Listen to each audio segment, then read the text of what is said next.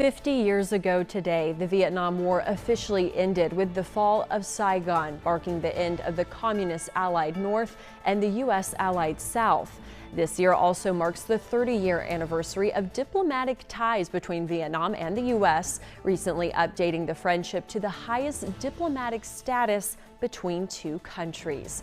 Some Iowans played a pivotal role in those final days of the war. An Urbandale man was a helicopter pilot evacuating Americans out of Saigon. It's an experience he talked about with our Roger Riley. Roger joins us live from the Vietnam Memorial with this story.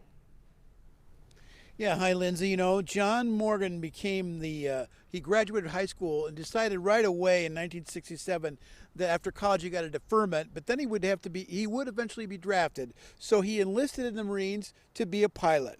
John became a helicopter pilot flying off the USS Okinawa in the South China Sea. He did many flights, but on April 14th, he did his first rescue flights out of Phnom Penh. Then on April 29th, 50 years ago, he flew a number of rescue missions from Saigon at the embassy and in other locations, bringing many local residents there who had helped the United States. There was a tremendous amount of anger and protests against the war in Vietnam. And so I didn't want to go, but I had to. The first evacuation I told you about was on April 12th, and that one was conducted into and out of Phnom Penh, Cambodia, and we saved about somewhere around 300 or 350 people. They had huge grounds there, like huge soccer fields.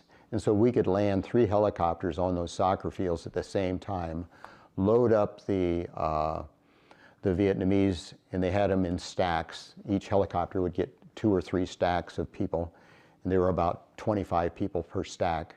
And we did land once at the embassy, but our helicopter was so large that before we could land in the embassy, they had to have a crew of engineers go there and blow up a couple of trees.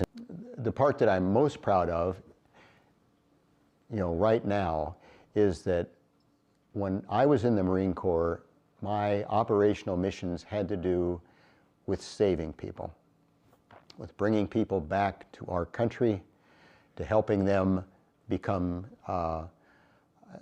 get out of harm's way to begin with.